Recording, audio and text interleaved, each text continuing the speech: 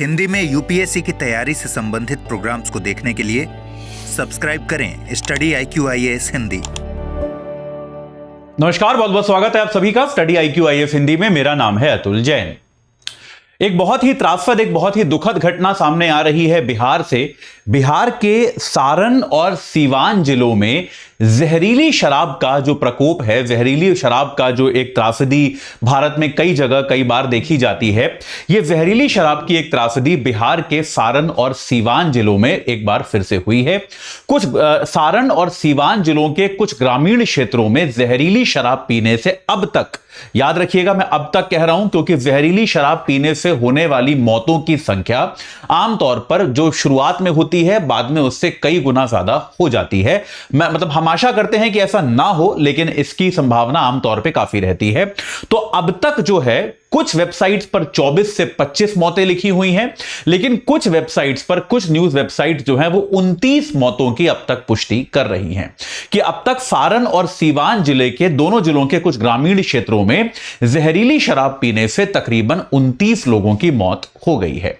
यह जहरीली शराब की जो प्रॉब्लम है यह बिहार में काफी समय से है, खास तौर पे जब से बिहार में नीतीश कुमार की सरकार ने 2016 से शराबबंदी लगाई है, तब से चूंकि कानूनी तौर पे शराब मिलनी बंद हो गई है, या फिर ऐसा कहिए कि बड़ी मुश्किल से और बड़ी महंगी मिलती है, तो ये जो गैर कानूनी शराब होती है जो कि असुरक्षित तरीके से बनती है, इसकी त्रासदियों की संख्या बढ़ती जा रही है। तो ये क्या त्रासदी है, ये एग्जैक्टली हुआ क्या है, इस पर क्या किया जा सकता है, और इसको लेकर जो बिहार के अन्य राजनीतिक दल हैं, अन्य पक्ष जो हैं वो क्या कह रहे हैं, इसके बारे में हम लोग एक बार चर्चा करेंगे अगले 5 मिनट में।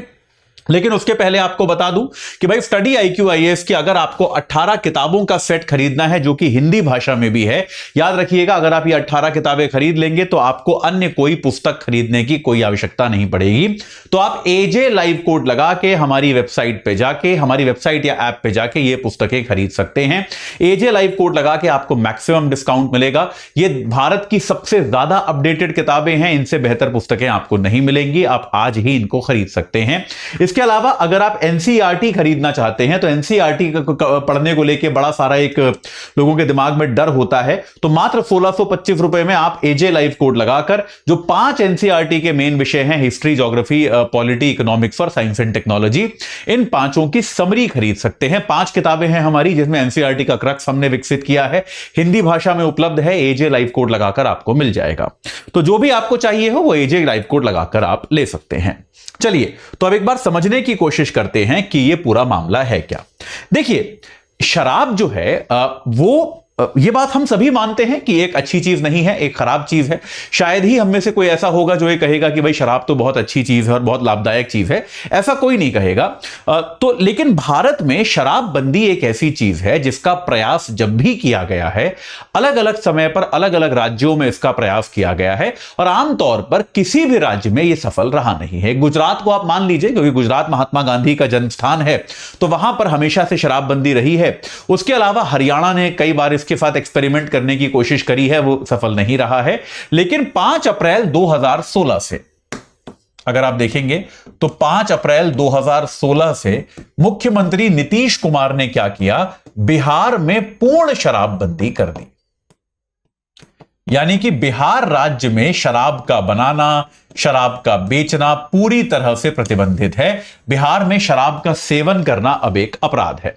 तो ऐसे में क्या होता है, देखिए, सरकारें कई बार इस तरह के कानून लाती हैं, इस तरह के नियम बनाती हैं जिनके पीछे हो सकता है उनका इरादा जो है वो नेक रहा हो, जिनके पीछे हो सकता है उनका जो विचार है, जो वो करना चाहते हैं, उसमें कोई खराबी, कोई खामी नहीं रही हो। लेकिन उसके बाद भी कई बार चूंकि वो इन चीजों को लागू नहीं कर पाते, लागू करने की क्षमता उनमें नहीं होती, तो इसके कारण से क्या होता है, हमेशा सरकारी प्रतिबंधों की आड़ में गैर कानूनी उद्योग पनपते हैं। जब भी सरकार किसी चीज पर प्रतिबंध लगाती है तो उससे जुड़े गैर कानूनी उद्योग जो हैं उनका विकास होना शुरू हो जाता है। और यही कारण है कि बिहार में ये जो नकली मिलावटी शराब है, इसका व्यापार जो है वो जोर शोर से चल रहा है।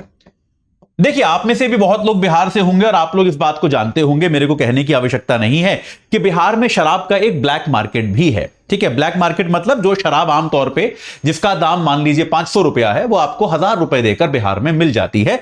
गुपचुप तरीके से, गोपनीय तरीके से आपके घर पे भिजवाई जाती है, लेकिन मिल जाती है। लेकिन चलिए, वो एक लीगल चीज है, वो एक स्मगलिंग वाला बात है, वो अलग कर सकते हैं। लेकिन होता क्या है भाई, सबके पास तो सामर्थ्य नहीं है कि वो दुगना दाम देकर शराब खरीदे। और ऐसे में जिन लोगों को शराब की लत है या फिर जो शराब पीना चाहते हैं, वो क्या करते हैं, वो नकली मिलावटी शराब की ओर आकर्षित होते हैं।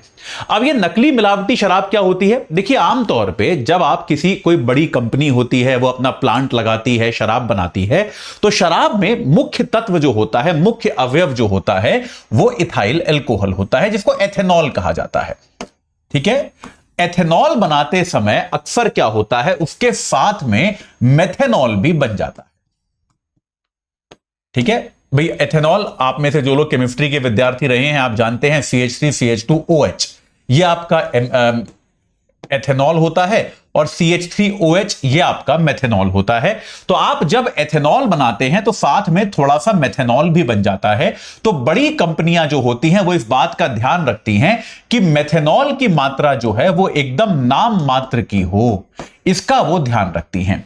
लेकिन जब आप एक छोटे, जैसे किसी कोई आदमी अपने घर के अंदर शराब बना रहा है, तो उसके पास क्वालिटी कंट्रोल करने का कोई तरीका नहीं होता, और ऐसे में अक्सर क्या हो जाता है, एथेनॉल में ये जो मेथेनॉल की मात्रा जो होती है, ये अधिक हो जाती है।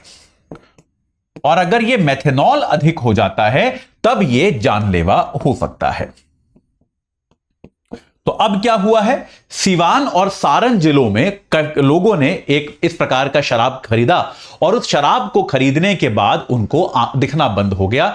यह आमतौर पे सामान्य सिम्टम है। आप जब जहरीली शराब पीते हैं तो यह एक सामान्य सिम्टम माना जाता है कि सबसे पहले आपकी आंखों की रोशनी चली जाती है और व्यक्ति को जो है दिखाई देना बंद हो जाता है। दिखाई देना बंद हो गया, उसके बाद जो उनको भर्ती कराया गया।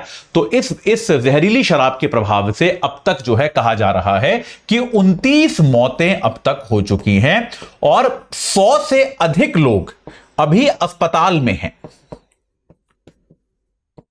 देखिए, मैं इसीलिए कह रहा हूं कि बहुत दुर्भाग्य की बात है कि यह संख्या जो है बढ़ सकती है, क्योंकि मैंने आपको याद होगा इस वर्ष की शुरुआत में तमिलनाडु में भी एक हुज ट्रेजेडी हुई थी। वहां पर भी हमने पहले दिन 30-35 मौतों से शुरू की थी बात, और बाद में जाके मेरे ख्याल से 100 के आसपास वो चीज पहुंच गई थी। तो ये हुज ट्रेजेडी जो होती है, ये जहरीली शराब की मौतें जो होती हैं, ये बढ़ती हैं, ये बहुत गंभीर तरीके से व्यक्ति को बीमार करती हैं, और इससे बच पाना जो है वो लगभग नामुमकिन होता है। तो ऐसे में, या नामुमकिन तो नहीं कहेंगे, बहुत कठिन होता है, बहुत दुष्कर होता है। तो ऐसे में यह संख्या बढ़ सकती है, इसकी संभावना है। और अब इसमें देखिए, प्रशासन ने इस पर सक्रिय हो गया है। नीतीश कुमार साहब ने जांच बैठा दी है, वहां के कुछ पुलिस वालों को निलंबित कर दिया है, और नीतीश कुमार ने राज्य के लोगों से एक बार फिर अपील की है कि शराब एक सामाजिक बुराई है, इससे बचें, इसका सेवन ना करें। लेकिन सवाल एक बार दोबारा खड़ा होता है कि क्या यह शराबबंदी की नीति कारगर है, और क्या यह शराबबंदी की नीति जो है यह सही है, मतलब इसको कंटिन्यू रखना चाहिए या फिर नहीं रखना चाहिए। अब मुख्यमंत्री नीतीश कुमार का निरंतर यह मत है कि भाई, आप अगर देखें तो इस तरह की ट्रेजेडीज चलिए कुछ एक हो रही हैं, पर क्या यह ट्रेजेडीज तब नहीं होती थी जब वास्तविकता में शराब बिकती थी, या फिर उस शराब के अत्यधिक सेवन से, लिवर खराब होने से या दुनिया भर की समस्याओं से लोग मरते नहीं थे? तो शराब पीकर गाड़ी चलाने के कारण सड़क दुर्घटनाओं में, इस तरह की चीजों में लोग नहीं मरते थे क्या? तो नीतीश कुमार का तर्क हमेशा यह रहा है कि अगर आप तुलना करें तो निश्चित तौर पे आपको सुधार नजर आएगा शराबबंदी के कारण। ठीक है, यह बात निश्चित है। लेकिन काफी लोग इसमें यह भी कहते हैं, इसके विपक्ष में जो तर्क आता है वो हमेशा यह आता है कि भाई, दो चीजें आती हैं। एक तो, क्या यह सरकार का काम है कि लोगों के जीवन को इस तरह से नियंत्रित करना कि लोग क्या करें और क्या ना करें, क्या यह सरकार का काम है? क्या सरकार को इसलिए चुना गया है कि सरकार आपको यह बताए कि आप क्या खाएं, क्या पिएं, और क्या ना खाएं, क्या ना पिएं? क्या यह सरकार का काम है? सरकार आपको सलाह दे सकती है कि भाई आप ये मत पीजिए, जैसे भाई शराब के खिलाफ तो कैंपेन हर सरकार चलाती है। लेकिन क्या यह सरकार का काम है कि वो आपके लिए शराब को प्रतिबंधित कर दे? क्या जो भी चीज नुकसानदेह है उसको प्रतिबंधित कर दे? क्या यह सरकार का काम है? और दूसरा, इसके विरोध में जो तर्क आता है वो आता है राजस्व की हानि का। ये बात हम लोग जानते हैं कि शराब जो है वो बहुत ज्यादा राजस्व लेकर आती है, और अगर आप शराब नहीं बेच रहे हैं अपने राज्य में तो आप राज्य सरकार को राजस्व की हानि होती है। और और तीसरा निश्चित तौर पे जो आता है वो आता है ब्लैक मार्केट का, कि भाई अगर आप शराब को कानूनी तरीके से नहीं बेचोगे तो निश्चित तौर पर लोग इस तरह से गैर कानूनी शराब भी लेंगे। अब इसमें से आप किस पक्ष में हैं ये मैं आपके ऊपर छोड़ता हूं, लेकिन दोनों तरफ के तर्क आपको पता होने चाहिए। यूपीएससी के लिए जरूरी है कि आपको दोनों तरफ के तर्क पता होने चाहिए। आप इसमें अपना व्यक्तिगत विचार ऐड कर सकते हैं, वो आपके ऊपर है, मैं आपकी बुद्धिमत्ता पे उसको छोड़ता हूं कि आप किस मत में आते हैं और किस मत में नहीं आते, वो मैं आप पर छोड़ता हूं। लेकिन अभी के लिए यहां पर यह हुआ है। अगर लेकिन एक आंकड़ा हम देखें तो 2016 के बाद से पिछले 8 वर्षों में आधिकारिक आंकड़े के हिसाब से ही बिहार में जो फर्जी शराब है उससे 150 से ज्यादा मौतें हो चुकी हैं।